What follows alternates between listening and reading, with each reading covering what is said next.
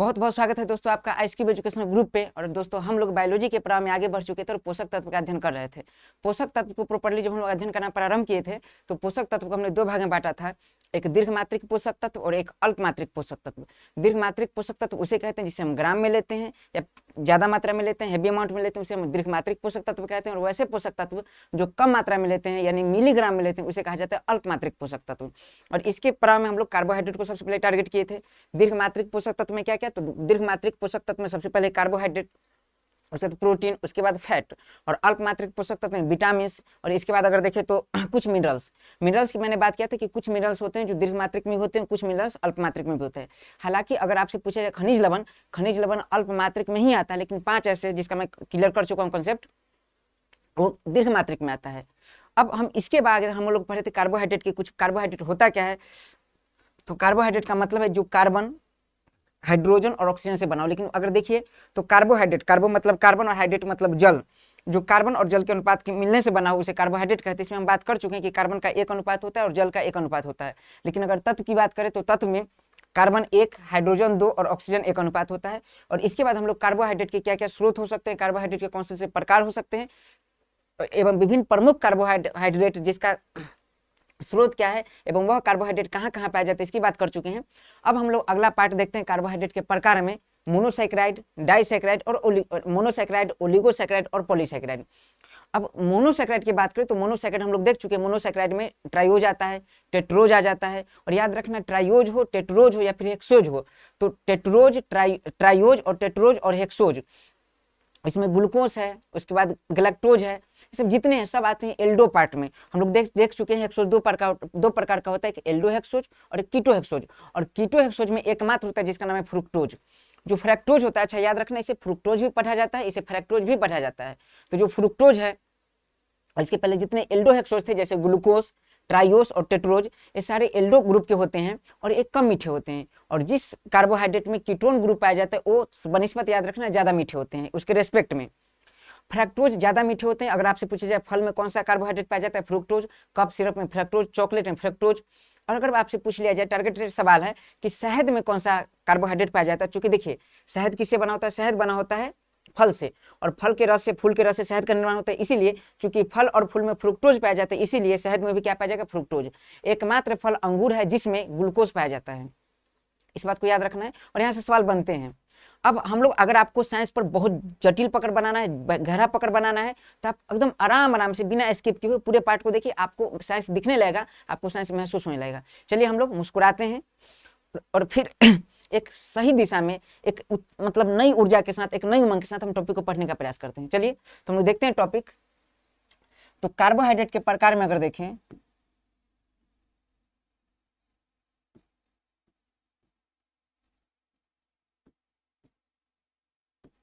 तो कार्बोहाइड्रेट के प्रकार में अगर देखें तो कार्बोहाइड्रेट के देखें तो कार्बोहाइड्रेट के 3 प्रकार। तो कार्बोहाइड्रेट का सबसे पहला प्रकार था जिसे कहते हैं मोनोसैकेराइड। और इस पर हम अपना एक अच्छी पकड़ बना सकते हैं, गहरा समझ बना चुके हैं। और इससे आप सवाल सोच कीजिए तो आपका सारा सवाल बन जाएगा, चाहे सवाल जितना भी जटिल हो। तो पहला पार्ट हम लोग देख चुके हैं मोनोसैकेराइड।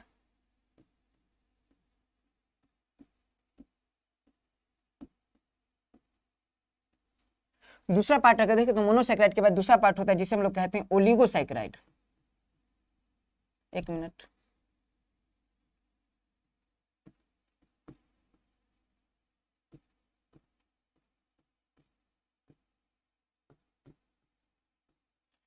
ओलिगोसैकेराइड। इसके बाद अगर देखें तीसरा पार्ट तो उसे कहते हैं पॉलीसैकेराइड।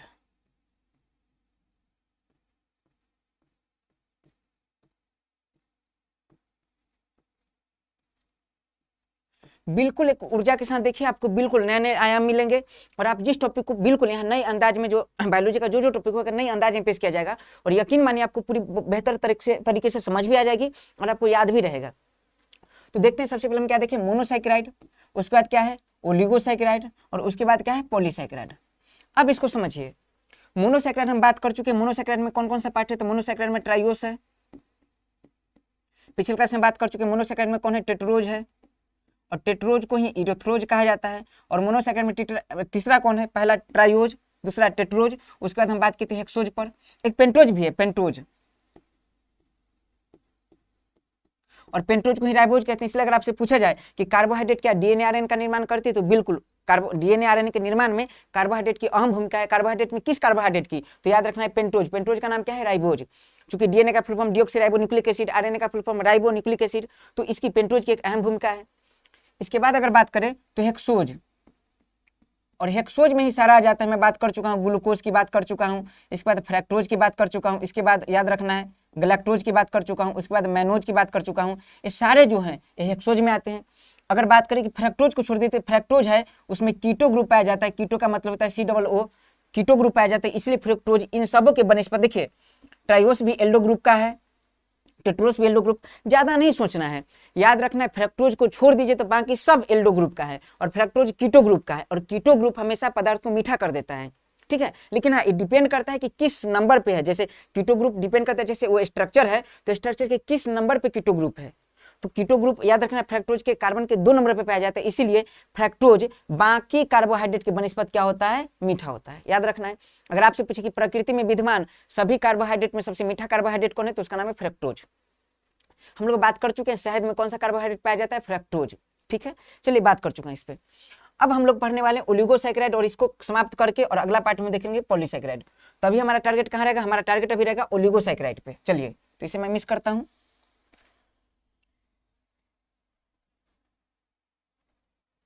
चलिए अब हम समझते हैं ओलिगोसैकेराइड में। देखिए तो ओलिगोसैकेराइड में क्या पार्ट है, तो देख लीजिए ओलिगो, ओलिगो का मतलब क्या है, तो ओलिगो एक ग्रीक वर्ड है। ओलिगो, ओलिगो कौन सा वर्ड है, ग्रीक वर्ड, जिसका मतलब होता है अलग अलग। ओलिगो का क्या मतलब होता है, अलग। देखिए अलिगो हिंदी में अलिगो, ओलिगो, ओलिगो मतलब अलग अलग। और अलग अलग में जब इसको मेंशन किया गया तो याद रखना इसमें जो अच्छा सैकेराइड मतलब क्या होता है, तो सैकेराइड मतलब होता है कार्बोहाइड्रेट, सैकेराइड मतलब शर्करा। तो देखिए जहां अलग अलग शर्करा विद्यमान हो, जहां अलग अलग शर्करा विद्यमान हो, ओलिगोसैकेराइड होगा। तो ग्रीक वर्ड ओलिगो, ओलिगो मतलब क्या होता है, अलग अलग, डिफर टाइप्स, और सैकेराइड मतलब कार्बोहाइड्रेट। तो जिसमें डिफरेंट डिफरेंट कार्बोहाइड्रेट हो उसे ओलिगोसैकेराइड कहते हैं। जिसमें डिफरेंट टाइप का क्या हो कार्बोहाइड्रेट, उसे क्या कहते हैं, ओलिगोसैकेराइड कहते हैं। अब डिफरेंट टाइप का कौन कौन सा, तो देखा गया डिफरेंट में कौन कौन सा, तो याद रखना है इसमें सैकेराइड, अच्छा डिफर टाइप का कार्बोहाइड्रेट मतलब अलग अलग प्रकार का कार्बोहाइड्रेट प्रारंभ हो। तो इसमें अगर देखें ठीक से तो कहाँ कहाँ से प्रारंभ होता है, तो याद रखना नंबर 2 से लेके 2 नंबर, मतलब अगर मान लीजिए कार्बोहाइड्रेट अगर 2 है तो भी ओलिगोसैकेराइड में आएगा, अगर 3 है तो वो भी ओलिगोसैकेराइड में, 4 है तो ओलिगोसैकेराइड में, 5 है ओलिगोसैकेराइड में, 6 ओलिगोसैकेराइड में, 7 ओलिगोसैकेराइड में, 8 ओलिगोसैकेराइड में, 9 ओलिगोसैकेराइड में, 10 ओलिगोसैकेराइड में, 10 उसके बाद बस। मतलब नंबर 2 से लेके नंबर 10 तक जो होंगे सब क्या होगा, ओलिगोसैकेराइड। मतलब ओलिगोसैकेराइड में अगर पूछे कि कितने सैकेराइड हो सकते हैं, तो 2 सैकेराइड हो सकते हैं, 3 हो सकते हैं, ऐसे बढ़ते बढ़ते 10 तक हो सकते हैं, 11 नहीं हो सकते। जैसे अगर सैकेराइड के मान अगर 11 हो जाए तो उसे क्या पढ़ेंगे, उसे हम क्या कहेंगे, पॉलीसैकेराइड कहेंगे।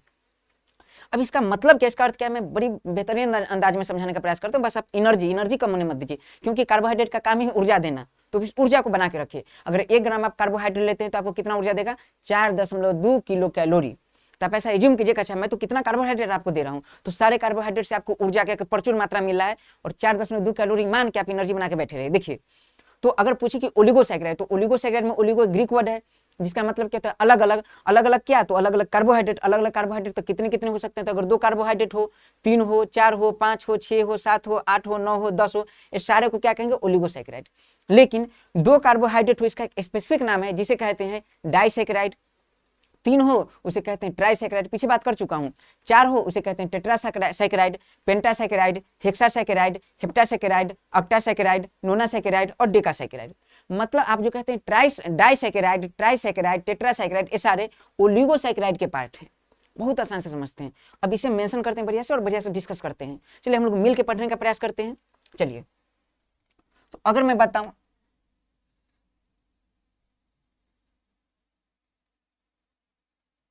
चलिए अगर मैं बताने का प्रयास करूं, यहां देख लीजिए कि ओलिगोसैकेराइड, ओलिगो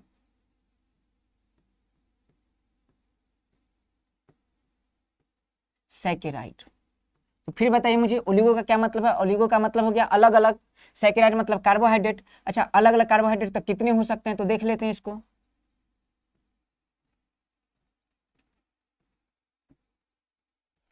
तो अलग अलग कार्बोहाइड्रेट में हो सकते हैं। जो पहला जो हो सकता है कार्बोहाइड्रेट, उसमें देखिए 2 कार्बोहाइड्रेट इसमें हो सकते हैं। अच्छा, 2 कार्बोहाइड्रेट का क्या मतलब याद रखना है, ये नहीं कि कार्बन 2 हो, नहीं, मैं बात कर रहा हूँ कार्बोहाइड्रेट 2 होंगे।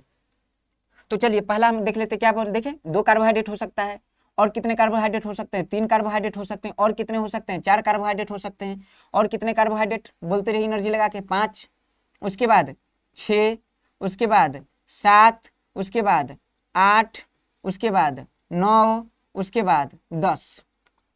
नाम क्या होगा, तो 2 कार्बोहाइड्रेट जिसमें वैसा ओलिगोसैकेराइड जिसमें 2 कार्बोहाइड्रेट हो। जैसे ये बताता हूँ मैं कि अगर आप चीनी लेते हैं C12 H22 O11, अगर आप इन्वर्टेज, एक एंजाइम है, इन्वर्टेज की उपस्थिति में से रख देते हैं, तो याद रखना है C12H22 जो चीनी है वो 2 रूप में टूट जाता है, एक C6H12O6 आप प्लस, मैं समझाऊंगा फिर से, C6H12O6 एक डेमो दे रहा हूँ, डेमो, आप लोग को डेमो बहुत शौक है ना, डेमो लेने का बहुत शौक है, देखिए डेमो में दे रहा हूँ। C12H22O11 इन्वर्टेज एंजाइम की उपस्थिति में, एंजाइम किसे कहते हैं जो किसी पदार्थ को तोड़ दे, एंजाइम किसे कहते हैं जो हम जो भोजन ग्रहण करते हैं तो उस भोजन को तोड़ के पचा देता है, उसे हम एंजाइम कहते हैं। इसलिए आप जो भी पाचन का कोई दवा लीजिएगा तो उसके अंत में जाइम होगा, देखिए यूनिजाइम, पेप्सिनोजाइम, रेनिनोजाइम, तो अंत में जाइम आता है। जाइम क्या है, जाइम एक प्रकार का दवा है, जाइम एक प्रकार का, जाइम मतलब एंजाइम है। एंजाइम क्या करता है, भोजन को पचाता है। अच्छा, भोजन को कैसे पचाता है, भोजन को पचाने का मतलब ही होता है कि जो भोजन है उसे छोटे छोटे छोटे छोटे रूप में तोड़ देना। देखिए, तो जो चीनी है, इन्वर्टेज क्या एक प्रकार का एंजाइम है, चीनी को छोटे रूप में तोड़ देगा, तो चीनी को 2 रूप में तोड़ पाता है, एक C6H12O6, दूसरा C6H12O6, दोनों एक ही नहीं है, याद रखना है, दोनों एक दूसरे के आइसोमर्स है, समावयवी हैं। और C6H12O6 को कहा जाता है ग्लूकोज और C6H12O6 को कहा जाता है फ्रुक्टोज। अब समझिए मैं क्या बता रहा हूं, मैं बताने का प्रयास कर रहा हूं कि जो चीनी है, चीनी को अगर हम इन्वर्टेज की उपस्थिति में रखते हैं, या फिर आप ये भी मान के चलिए जब आप शरबत पीते हैं तो सर पानी में क्या रख दिया आप, चीनी, तो याद रखना है चीनी उसमें घुल जाते हैं, भौतिक रूप से कहते हैं चीनी घुल चुकी है, लेकिन सच मानिए तो जो चीनी है वो 2 रूप में टूट चुकी है, एक ग्लूकोज और फ्रक्टोज के रूप में।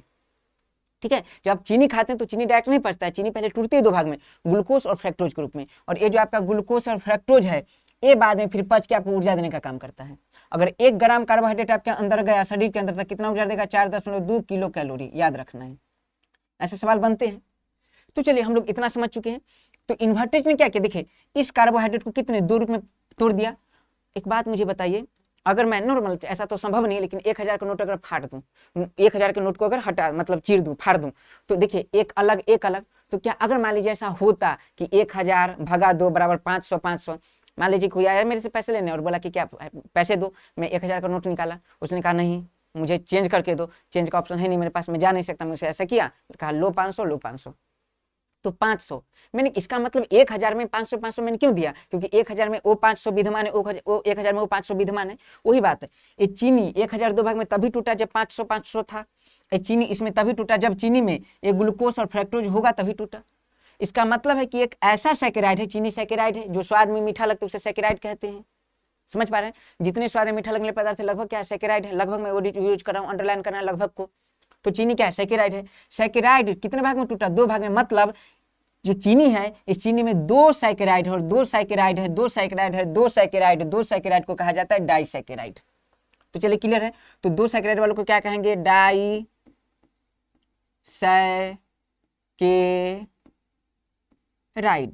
हो गया।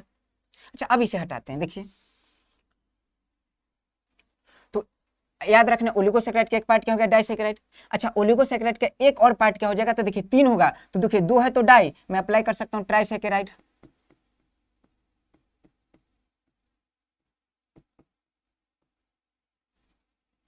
अब याद रखना है, आपको किसी को लग रहा है कि हिंदी में क्यों नहीं, हिंदी देखिए याद रखें, आप 1 2 3 समझ जाते हैं ना, उतना ही तो आसान है। डाई मतलब 2, ट्राई माने 3। हिंदी में जाना चाहिए तो मैं बता दूं, डाई को कहते हैं दुई और सैकेराइड को कहते हैं शर्करा, दुई शर्करा, उसके बाद त्रिशर्करा, उसका चतुर्थ शर्करा, पंच शर्करा, षष्ठ शर्करा। अब हिंदी से हम संस्कृत में घुस रहे हैं, षष्ठ शर्करा, सप्त शर्करा, अष्ट शर्करा, नवम शर्करा और 10वीं शर्करा। ठीक है, तो ये क्या है, हमारा कार्बोहाइड्रेट ओलिगोसैकेराइड का प्रकार है। अंग्रेजी में याद रखिए, डाइसैकेराइड, ट्राइसैकेराइड। अच्छा 4 वालों को क्या कहेंगे, टेट्रासैकेराइड।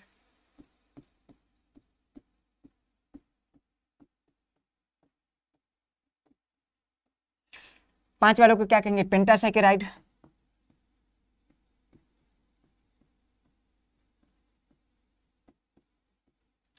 6 वालों को क्या कहेंगे हेक्सा सैकेराइड, 7 वालों को हेप्टा, 8 वालों को ऑक्टा, 9 वालों को नोना, 10 वालों को डेका। हम पढ़ा चुके हैं पिछले क्लास में, अगर देखिए तो आप सबका नाम क्या हो सकता है, अल्केन ग्रुप प्रॉपर, अल्क ग्रुप में जिस सबका मैंने नोमेनक्लेचर बताया था IUPAC के द्वारा जो दिया गया है। अब चलिए मामला ठीक है, एक बात मैं बता दूं आपको कि आपकी जो एग्जाम है, आपका जो एग्जाम है उसमें सवाल यहाँ से ही बनेगा, प्रॉपरली सवाल बनेगा तो डाइसैकेराइड से ही बनेगा। अगर कभी गलती से अगर एग्जाम वाला जी ना कि एकदम माइंड उसका काम किया नहीं, डिस्टर्ब हो गया वो, तो सवाल अगर गलती से मिस्टेक हो जाए अगर उससे, तो याद रखें ट्राइसैकेराइड से सवाल बना सकता है। ट्राइसैकेराइड में एक होता है रेफिनोज, वहां से सवाल बन सकता है, बाकी सवाल कहीं से बनने वाला नहीं है। अगर आपको जानने में मतलब उत्सुक है आप जानने के लिए, तो फिर आपको कभी जब साइंस स्पेशल का बैच आएगा तो उसमें सबको मैं डिटेल कर दूंगा बढ़िया से, किसी पार्ट को नहीं छोड़ूंगा। आप याद रखिए जितना आप जानते हैं उससे कई गुना ज्यादा बताऊंगा, और एग्जाम में रिलेवेंट, ऐसा नहीं कि कुछ भी बताया जा सकता है, जो एग्जाम के रिलेवेंट पॉइंट हो, और उसके बाद आपको जब बेसिक जो पार्ट हो आपको बेहतरीन ढंग से समझाया जाएगा और नई रूप से मिलेगा। चलिए अब क्या पार्ट हुआ, एक डाइसैकेराइड, दूसरा क्या है ट्राइसैकेराइड, उसके बाद टेट्रासैकेराइड, पेंटासैकेराइड। और ये याद रखिए ये जो मामला है इस पर हम अभी बात नहीं करते हैं क्योंकि अभी जरूरत है नहीं मुझे, तो फिर भी मैं ऐसा एक बेस दे दूंगा, उस बेस से आप इसका आंसर निकाल सकते हैं, ठीक है। तो चलिए अगर आपसे पूछे कि ओलिगोसैकेराइड के कितने प्रकार, तो ओलिगोसैकेराइड में अगर पूछे कि सैकेराइड कितने हो सकते हैं, तो सैकेराइड कितने हो सकते हैं 2 से लेकर 10 तक। यहां से सवाल पूछा जा चुका है, याद रखना है। अब यहां से जब सवाल पूछे गए थे एक बार, तो याद रखना है ऑप्शन में ऐसा था कि ओलिगोसैकेराइड कहलाते हैं जिसमें 3 से 10 तक सैकेराइड हो, जिसमें 9 से 6 तक सैकेराइड हो, जिसमें बहुत सारे सैकेराइड हो, जिसमें एक सैकेराइड हो। तो याद रखना 2 से 10 तो ऑप्शन है नहीं, हालांकि सही यही है, लेकिन ऑप्शन में क्या दे दिया 3 से 10, तो वही वैलिड होगा। तो याद रखना इसी के आसपास आपको इसी के रेंज में चल के आंसर ढूंढना है। तो ये हमारा पार्ट है। अब हम लोग टारगेट क्या करेंगे डाइसैकेराइड पे, कि डाइसैकेराइड क्या होता है। तो मैंने क्या कहा, वैसा सैकेराइड जिसमें याद रखना है देखिए वैसा सैकेराइड जिसमें 2 सैकेराइड हो। अच्छा 2 सैकेराइड कब बनेंगे, जब 2 कब बनेगा, जब 1 + 1 = 2।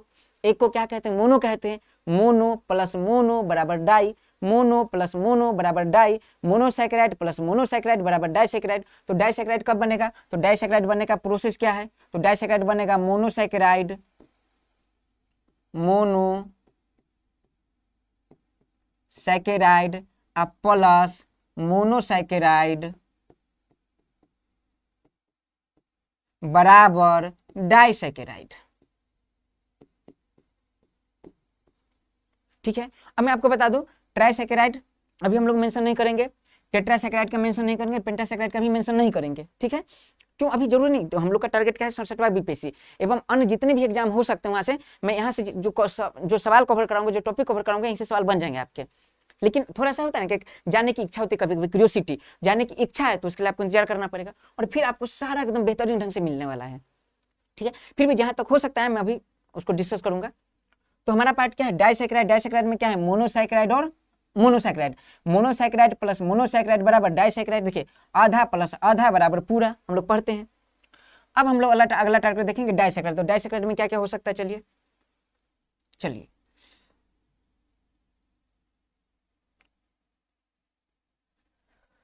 तो हमारा पार्ट क्या है डाइसैकेराइड। डाइसैकेराइड,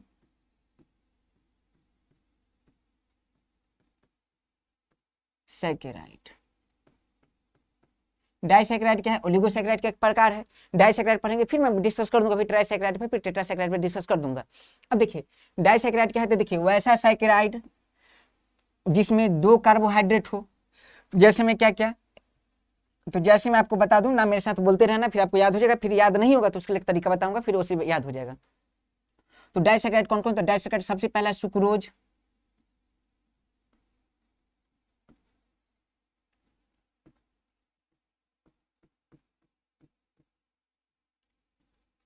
चलिए उसके बाद दूसरा है डाइसैकेराइड, दूसरा कौन सा है, तो दूसरा है लैक्टोज,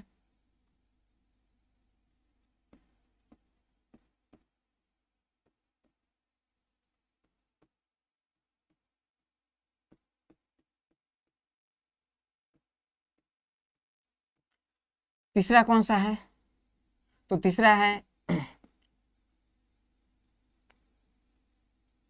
लैक्टोज, दूसरा है तीसरा है मल्टोज,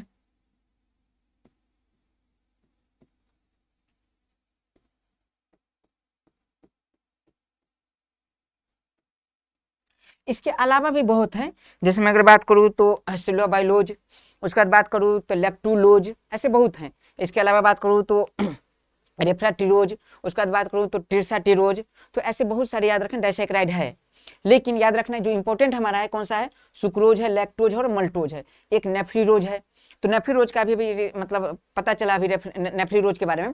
तो नेफ्रीरोज के बारे में ज़्यादा पता नहीं अभी, तो बस उसको याद रखना है। अब देखिए तो क्या मामला है, तो डाइसैकेराइड कौन सा, तो डाइसैकेराइड कौन है, सुक्रोज। डाइसैकेराइड कौन सा है, लैक्टोज। डाइसैकेराइड कौन सा है, मल्टोज। अब इसको याद कैसे करेंगे, तो याद करने के लिए आप अगर मान लीजिए कि सलमान खान के फैन है, तो सलमान खान के फैन तो याद कर लीजिए नाम सलमान। सलमान का देखिए डोला है, सलमान खान का डोला इधर भी है इधर भी है, तो डाई।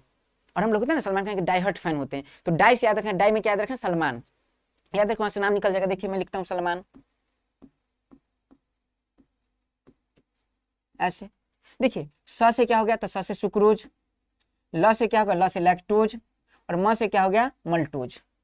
तो सुक्रोज, लैक्टोज, मल्टोज, मेरे साथ बोलिए, सुक्रोज, लैक्टोज, मल्टोज। न सिर्फ नेफ्रिनोज जो अभी प्रारंभ अभी खोजा गया है, तो इसको अभी नहीं देखना है। देखिए फिर से बोलिए, सुक्रोज, लैक्टोज, मल्टोज। तो ये हमारा क्या है, डाइसैकेराइड है। तो कई बार तो एग्जाम में ये सवाल आ जाता है कि डाइसैकेराइड कौन कौन सा, तो आप बता सकते हैं, सलमान याद रखिए, काम हो जाएगा वहां से। अच्छा सिर्फ ट्रिक नहीं याद रखना है, कंसेप्ट भी याद रखें कि सलमान का क्या मतलब है, ठीक है ना। तो लोग कई बार ट्रिक याद रखते हैं, उसका कंसेप्ट नहीं याद रखते हैं। तो डाइसैकेराइड कौन कौन सा है, डाइसैकेराइड हमारा क्या है, सुक्रोज, लैक्टोज और मल्टोज। अब यहाँ समझना है मामला यहाँ क्या है, समझिए इस बात को कि अगर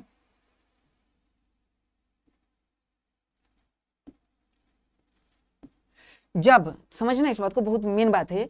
सुक्रोज, सुक्रोज का सूत्र क्या होता है, तो सुक्रोज का सूत्र होता है, क्योंकि देखिए है क्या डाइसैकेराइड, और डाइसैकेराइड का अगर समान सूत्र देखिए तो डाइसैकेराइड का समान सूत्र होता है, मैं बताता हूं, CnH2n माइनस 2O2n माइनस 2 और बटा 2। बहुत जटिल सूत्र है, एक बार मैं समझाने का प्रयास करता हूं, फिर मैं एक तरीका बताऊंगा, उससे निकल जाएगा। बहुत पेशेंस रखना है आपको, और याद रखना है इस दुनिया में आए हैं तो कुछ करके जाइए। और उसके लिए और एक बात और कि देखिए टीचर वो नहीं होता जो आपको पूरा बात समझा दे, टीचर होता है जो आपको आपका सेंस डेवलप करे। ये आइंस्टीन का लाइन है कि अगर टीचर आपको समझने की क्षमता विकसित करे तो फिर वो टीचर है। तो इस बात को समझने का प्रयास कीजिए, मैं जो समझाऊंगा भी तो मैं सेंस समझाऊं कि इसका इस फॉर्मूला का कहने का क्या मतलब है। तो समझिए इस बात को, CnH2n माइनस 2 O2n माइनस 2/2, बड़ी आराम से समझते हैं। एन का वैल्यू जो आपको लगे रख दीजिए। तो हम जानते हैं चीनी, चीनी में क्या होता है, C12, एन का वैल्यू कितना 12। चीनी में देखिए तो कार्बन का वैल्यू कितना 12, इसमें एन का वैल्यू कितना, लैक्टोज इसमें भी 12 और मल्टोज इसमें भी कितना 12। बहुत आराम से चलते हैं, देखिए आराम आराम से चल रहा हूँ मैं ऐसे। देखिए CnH2n माइनस 2 O2n माइनस 2 है, तो C एन के जगह पर कितना रखना है 12, H 12 दूनी 24, देखिए 2 एन है तो 2 और एन का वैल्यू कितना 12, तो 12 दूनी के 24 माइनस 2 O 2n माइनस 2 कितना वैल्यू आया, तो 24 माइनस 2 जो आएगा तो आ जाएगा 22/2। देखिए समझ आ रहा है, फिर से समझाता हूँ, बहुत आसान है। देख लीजिए C n का वैल्यू कितना 12, H कितना, तो 2n 2 गुना n का वैल्यू कितना 12 माइनस 2 O, देखिए 2n, तो 2n मामला वही है जो यहाँ आया है, तो 2 गुना 12। एक बात देखते हैं ना नॉर्मली, देखिए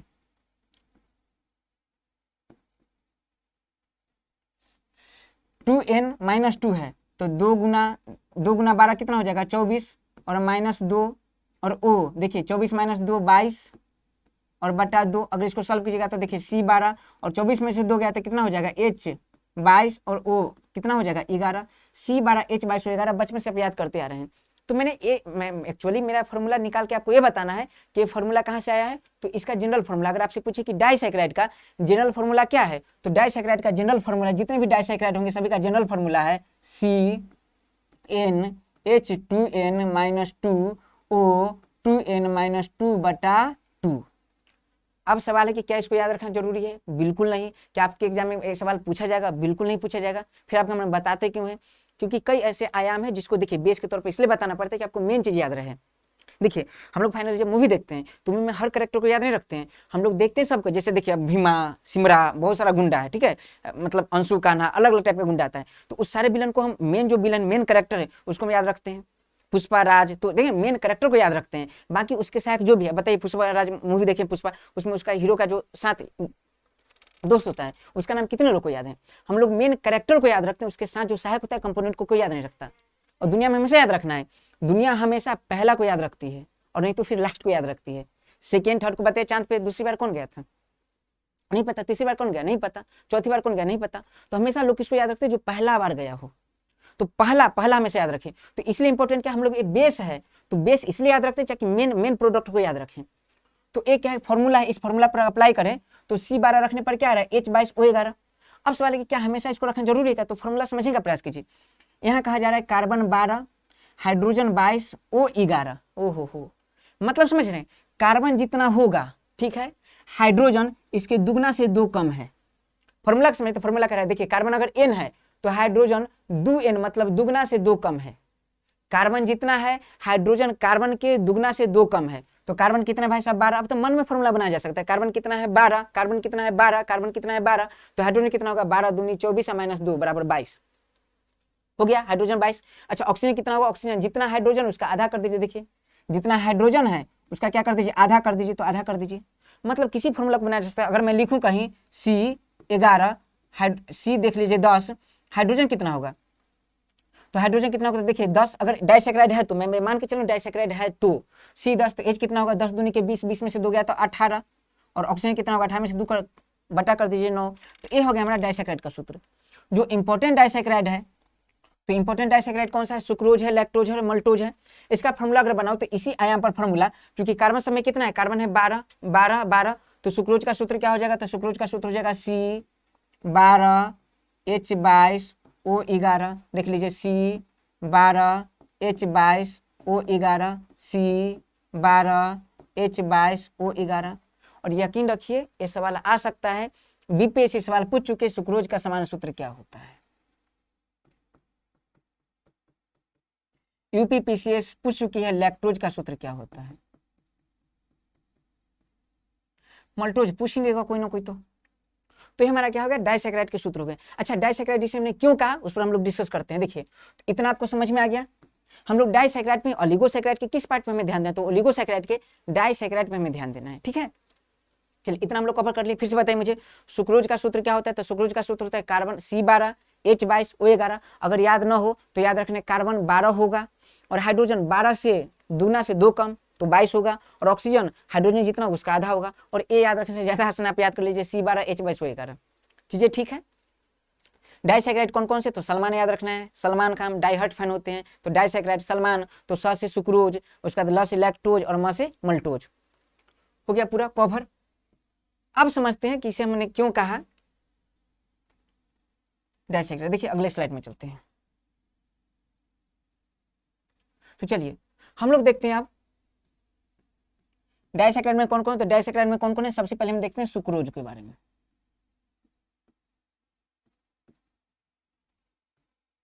उसके बाद हम लोग देखते हैं क्या था, सलमान, ल से लैक्टोज,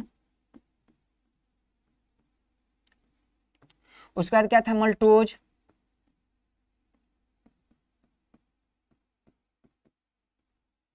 ठीक है। अब हम समझने का प्रयास करते हैं सुक्रोज लैक्टोज मल्टोज। अब याद रखना है जब इसमें इसे हाइड्रोलाइसिस किया जाता है, मतलब जल से अपघटित कराया जाता है, जल से अपघटित कराया जाता है, तो अपघटित कराया जाता है। अपघटित कैसे कराते हैं, तो याद रखना ईस्ट एक विशेष प्रकार का एंजाइम निकालते हैं, ईस्ट एक विशेष प्रकार का क्या निकालती है, एंजाइम निकालते हैं, और उसी एंजाइम से अपघटित हो जाते हैं। कौन एंजाइम निकालते हैं, ईस्ट। तो और उसी एंजाइम में जल की जो मात्रा होती है उसी जल की मात्रा से अपघटित हो जाती है। तो याद रखना है ये जो H2O है तो इसके साथ हम लिख सकते हैं, बहुत अच्छी बात है, H2O के साथ हम लिख सकते हैं, क्या लिख सकते हैं, तो ईस्ट एंजाइम। और सुक्रोज को जो तोड़ती है उसे कहा जाता है सुक्रेज या इन्वर्टेज।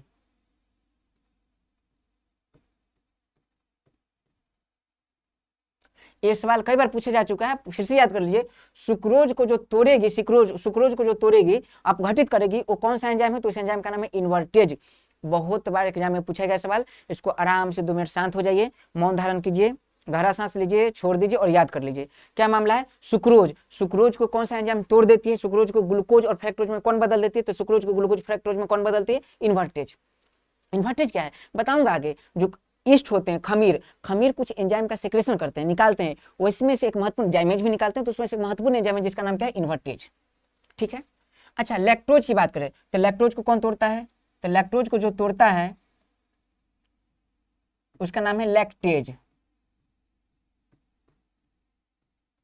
कुछ नहीं, जो लिखा हुआ है बस ओ के जगह पर ए लगा देना है, लैक्टेज।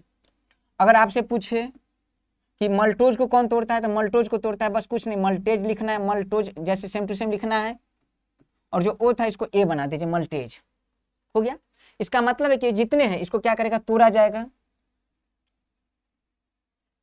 ठीक है, अब समझिए, तोड़ा जाएगा, सुने ना गाना कि तोड़ा जाएगा तू भी कभी छोड़ा जाएगा, तो देखिए ये भी तोड़ा जाएगा, सुक्रोज तोड़ा जाएगा, लैक्टोज तोड़ा जाएगा, मल्टोज क्या किया जाएगा, तोड़ा जाएगा। टूटेगा कैसे, बहुत आसान तरीका बताता हूँ, पहले मैं समझाता हूँ कैसे टूटेगा, फिर मैं क्या करूंगा इसका सूत्र बताऊंगा। देख लीजिए, सभी का सूत्र क्या है, तो सभी का सूत्र है C12H22O11। ठीक है भाई, समझ में आ रहा है। जैसे आप तोड़ते हैं तो सभी में देखिए यही मामला है, सभी को कहाँ H2O की उपस्थिति में रखे हैं, कोई कंफ्यूजन नहीं, बहुत आराम से देखिए, सुक्रोज, लैक्टोज, मल्टोज यहाँ रखा हमने, और रखा जैसे ही तो जल की उपस्थिति में, अच्छा याद रखिए, एक जल प्रॉपर्ली मैंने लिखा है, हाइड्रोलाइसिस किया जाए या फिर इस एंजाइम की उपस्थिति में रखा जाए, मतलब इन्वर्टेज की उपस्थिति में रखा जाए, लैक्टेज की उपस्थिति में रखा जाए या फिर मल्टेज की उपस्थिति में रखा जाए, जैसे ही रखा जाए तो रखने के बाद देखा गया क्या, जो आपका सुक्रोज है उस सुक्रोज दो भाग में टूट जाता है। याद रखना है किसके भाग में, तो एक बनाता है ग्लूकोज और दूसरा बनाता है फ्रैक्टोज। ठीक है, लैक्टोज कितने भाग में टूटता है, तो लैक्टोज भी दो भाग में टूटता है, एक ग्लूकोज और दूसरा, देखिए लैक्टोज है तो लैक्टोज किस में था, तो लैक्टोज था गैलेक्टोज में, लैक्टोज में क्या था, गैलेक्टोज, देखिए मिल रहा है लैक्टोज लैक्टोज, तो पहला तो ग्लूकोज, ग्लूकोज के साथ क्या होगा, तो ग्लूकोज के साथ हो जाएगा गैलेक्टोज। ठीक है, आगे देखिए मल्टोज, तो मल्टोज में क्या होगा था, मल्टोज, तो याद रखिए मल्टोज भी टूटेगा दो भाग में, एक तो ग्लूकोज और प्लस में एक बात याद रखना है, मैनोज किसी भी प्रकार के डाइसैकराइड से प्राप्त नहीं होता है, मैनोज जो पीछे में पढ़ाया था, इसलिए बेचारा मनोज उदास है, मनोज को याद रखना उदास है, क्यों, किसी प्रकार के डाइसैकराइड से प्राप्त नहीं होता है। तो पहला क्या होगा, ग्लूकोज फ्रैक्टोज, उसके बाद क्या होगा, ग्लूकोज गैलेक्टोज ग्लूकोज, और याद रखिए मल्टोज में ग्लूकोज के साथ अगर देखिए बात कीजिए तो ग्लूकोज के साथ मैनोज प्राप्त होता नहीं, बाकी सब प्राप्त हो चुके हैं। अगर ग्लूकोज के साथ फ्रैक्टोज आएगा तो हो जाएगा सुक्रोज, अगर ग्लूकोज के साथ गैलेक्टोज आएगा तो हो जाएगा लैक्टोज, अगर ग्लूकोज के साथ मैनोज आता तो होता मैनोज, लेकिन मैनोज है नहीं। जब देखा गया इसके संगठन को तो याद रखना क्या प्राप्त होता है, तो ग्लूकोज के साथ ग्लूकोज ही प्राप्त होता है। ये सवाल मोस्ट इंपोर्टेंट पॉइंट है, यहाँ से सवाल बन चुका है कि कौन सा ऐसा कार्बोहाइड्रेट है जिसमें ग्लूकोज के दो अणु प्राप्त होते हैं। अब देखिए ग्लूकोज क्या है, तो ये भी क्या है, मोनोसैकेराइड। इस लाइन में जितने भी है सब क्या है, मोनोसैकेराइड,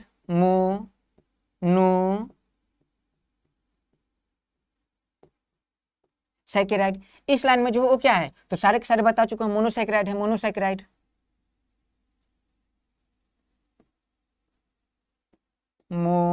मोनोसैकेराइड।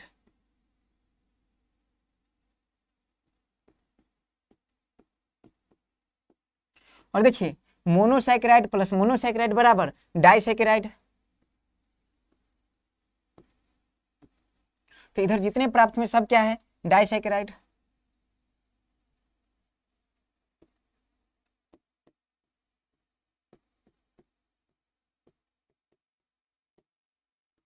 मामला कुल मिला के ये है कि मोनोसैकेराइड प्लस मोनोसैकेराइड बराबर डाइसैकेराइड, इसका मतलब डाइसैकेराइड जब टूटेगा तो एक मोनोसैकेराइड मोनोसैकेराइड बनाएगी। तो यहाँ से सारा बात कवर हो जाएगा कि अगर पूछेगा ग्लूकोज क्या है, मोनोसैकेराइड है, ग्लूकोज क्या है, मोनोसैकेराइड है, ग्लूकोज क्या है, monosaccharide fructose, monosaccharide galactose, monosaccharide और ग्लूकोज मोनोसैकेराइड। अब आंकड़ा देखिए पूरा जो है आपके साथ डायग्राम है, इसको देख के बताइए कि कौन सा ऐसा कार्बोहाइड्रेट जो सबों में विद्यमान है। तो कौन सा ऐसा कार्बोहाइड्रेट जो सबों में विद्यमान है, तो देख लीजिए ग्लूकोज सबों में विद्यमान है, ये देख लीजिए।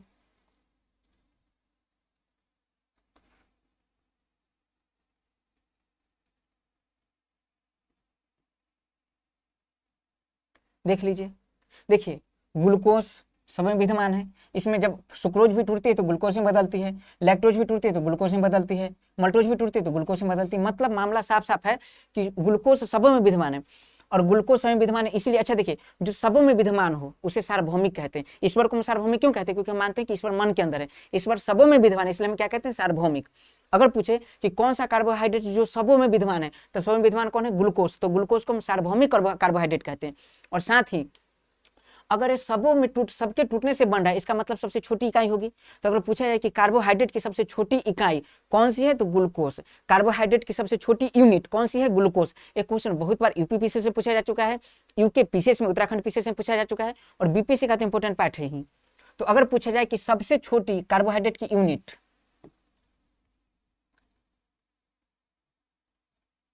तो याद रखना है सबसे महत्वपूर्ण एवं सरल कार्बोहाइड्रेट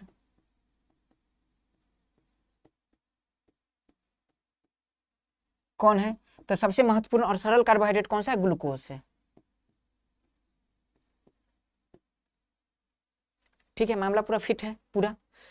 अब याद कैसे रखना है कि आपको याद रखना चाहिए। अच्छा, कई बार एग्जाम में सवाल आ सकता है, सवाल पूछा भी गया है कि सुक्रोज जब अपघटित होती तो क्या बनाती है, तो सुक्रोज बनाती है ग्लूकोज प्लस फ्रैक्टोज। अच्छा, लैक्टोज जब अपघटित होती तो क्या बनाती है, तो लैक्टोज जब अपघटित होती तो बनाती है ग्लूकोज प्लस गैलेक्टोज। मल्टोज जब अपघटित होती तो क्या बनाती है, ग्लूकोज प्लस ग्लूकोज। तो याद रखना ये बातें कि याद कैसे रखेंगे इसे। तो याद रखने का आसान तरीका मैं बताता हूँ अभी जस्ट। अब क्या करना क्या है, पहले इसको रिवाइज किए जो हम लोग अभी अध्ययन किए। तो देखिए पिछले स्लाइड में हम पढ़ चुके हैं। अब सबसे पहले हम देखें ओलिगोसैकेराइड। तो ओलिगोसैकेराइड में क्या देखें, ओलिगोसैकेराइड कितने प्रकार के होते हैं, तो ओलिगोसैकेराइड मतलब प्रॉपर्ली देखें तो इसमें सैकेराइड कार्बोहाइड्रेट कौन कौन कितने हो सकते हैं, तो कार्बोहाइड्रेट 2 से लेकर 10 तक हो सकते हैं। अगर 2 कार्बोहाइड्रेट होगा तो उसे डाइसैकेराइड कहेंगे, 3 होगा तो उसे ट्राइसैकेराइड, 4 होगा तो टेट्रासैकेराइड, 5 होगा तो पेंटासैकेराइड, 6 होगा तो हेक्सासैकेराइड। ऐसे हम लोग को सबसे ज्यादा ध्यान कहाँ देना एग्जाम के पॉइंट ऑफ व्यू से, तो हम लोग को सबसे ज्यादा ध्यान देना है डाइसैकेराइड पे। डाइसैकेराइड करके बात करें तो डाइसैकेराइड में देखें तो डाइसैकेराइड में कौन कौन है, तो ट्री के याद रखना है सलमान खान। तो सलमान से स से क्या याद रखना है, सुक्रोज। ल से क्या याद रखना है, लैक्टोज। म से क्या याद रखना है, मल्टोज। और न से हटा दीजिए, भी कोई मामला नहीं यहाँ से। फॉर्मूला क्या है सबका, तो जितने भी डाइसैकेराइड है वो सुक्रोज हो, लैक्टोज हो या फिर मल्टोज हो, सभी के सूत्र क्या होते हैं, C12H2211। बीपीएससी में यहाँ से सवाल पूछा जा चुका है कि सुक्रोज का सूत्र क्या होता है। इसके बाद अगर बात करें तो देख लीजिए जो भी है यहाँ, तो उसका सूत्र क्या है, C12H2211। अब सुक्रोज अगर पूछे कि सुक्रोज को अलग अलग मोनोसैकेराइड में बदलने के लिए किस एंजाइम का प्रयोग करते हो, तो इन्वर्टेज का प्रयोग करते हैं। आराम से बैठ के इसको रट जाइए, सुक्रोज प्लस इन्वर्टेज बराबर 2 एक ग्लूकोज फ्रैक्टोज। अच्छा, मैं जैसे केमिस्ट्री में लोग पढ़ते हैं तो रिएक्शन बैलेंस होता है, तो रिएक्शन देखने तो बैलेंस है या नहीं। जैसे सुक्रोज है टूटा 2 भाग में, ग्लूकोज और फ्रक्टोज में, तो ग्लूकोज का सूत्र क्या होता है, C6H12O6 अब प्लस C6H12O6। अब देखिए यहाँ क्या आना चाहिए, C12H2211 जोड़िए, 6 और 6 12, ठीक है। अच्छा 12 12 कितना 24। ओहो गड़बड़ा रहा है, नहीं आ रहा है।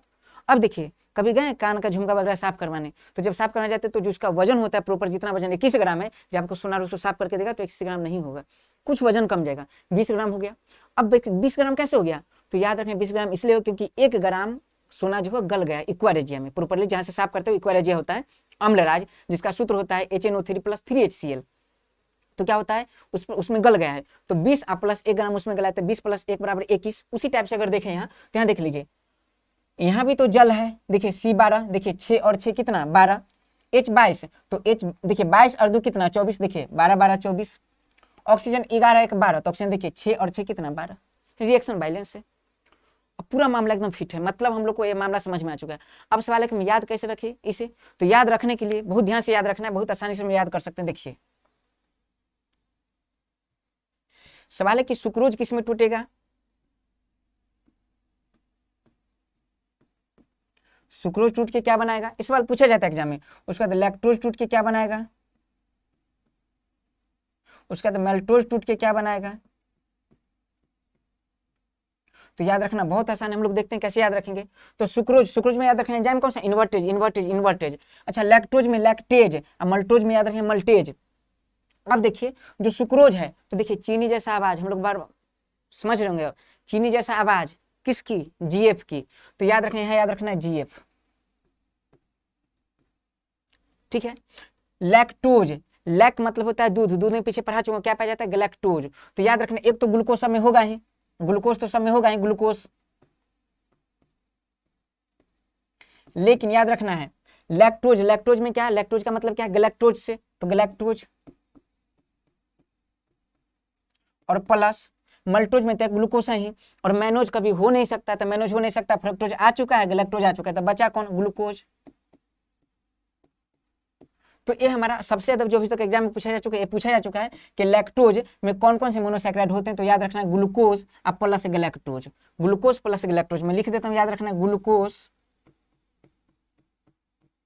अब प्लस गैलेक्टोज, गैलेक्टोज ये होते हैं। अब यहाँ समझते हैं 2-3 पॉइंट और, कि अगर आपसे पूछे सुक्रोज, तो सुक्रोज का एक एक पॉइंट उठाता हूँ, सुक्रोज फिर उठाता हूँ लैक्टोज, फिर उठाता हूँ मल्टोज। सवाल यहाँ से खूब बनते हैं, बहुत आराम से देखना, चीजें पूरा कवर हो जाएगा। और एक बात याद रखना, अभी नहीं तो कभी नहीं, इससे बेस्ट कुछ नहीं, बस जैसे बता रहा हूँ इस चीज को ध्यान से देखिए, सारे सवाल सॉल्व होंगे और आपको साइंस फील होगा। तो पहला पार्ट क्या है? सुक्रोज। तो सुक्रोज अगर देखें ठीक से, तो सुक्रोज जो है, सुक्रोज आता कहाँ से है? तो सुक्रोज प्राप्त होता है गन्ने से, शुगर केन से, इसीलिए याद रखना इसे। इसका सवाल पूछा जा चुका है कि गन्ने के रस में कौन सा कार्बोहाइड्रेट पाया जाता है, तो गन्ने के रस में कौन सा पाया जाता है? Sugar cane, sorry sucrose. और कहाँ से प्राप्त होता है? चुकंदर से। ये दो जो है इसमें प्रचुर मात्रा में होता है, इसलिए अगर पूछे आपसे पूछे जाए कि शुगर कैन शुगर कौन सा है, देखिए बड़ा इंपॉर्टेंट सवाल है, शुगर केन शुगर कौन सा है, तो सुक्रोज है। अगर पूछे बीट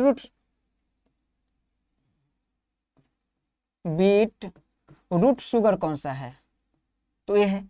अगर देखिए नॉर्मली हम लोग कहीं गेस्ट बन के जाते हैं कहीं, तो चाय का प्याला मिलता है, चाय के प्याला में पूछा जाता है, जैसे मूवी वगैरह में देखता हूँ, कितने शुगर चाहिए आपको, कितने शुगर, तो हम लोग कहते हैं, बहुत सोफिस्टिकेटेड सा बोलते हैं कि 2 स्पून। तो क्या दिया जाता है? टेबल पे क्या दिया जाता है? यही सुक्रोज दिया जाता है, इसलिए इसे कहा जाता है टेबल शुगर। टेबल शुगर, अगर पूछे कि टेबल शुगर कौन सा है, तो टेबल शुगर कौन सा है, तो टेबल शुगर कौन सा है? सुक्रोज। अब यहाँ से समझिए, एक मिनट और यहाँ से समझिए टेबल शुगर। ये सवाल बहुत बार पूछा जा चुका है, याद रखना कि अगर पूछे कि टेबल शुगर कौन सा है, तो टेबल शुगर कौन सा है? सुक्रोज। और इसके साथ अगर पूछे घरेलू शुगर, तो घरेलू शुगर कौन सा है? सुक्रोज।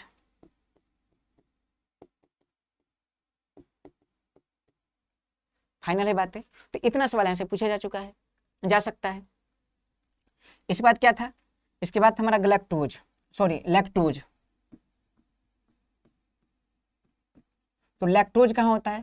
तो लैक्टोज की अगर बात करें, तो लैक्टोज देख लीजिए, लैक्टोज प्रॉपर्ली जो पाया जाता है मिल्क में, दूध में लैक्टोज पाया जाता है, और इसी को जो हम पीते हैं तो याद रखना ग्लूकोज प्लस लैक्टोज में टूट जाता है। तो मिल्क में अगर पूछे तो लैक्टोज पाया जाता है, इंपॉर्टेंट पॉइंट है। और इसका फॉर्मूला की हम लोग बात कर चुके हैं। एक इंपॉर्टेंट पार्ट हो जाता है जिसका नाम क्या है? मल्टोज।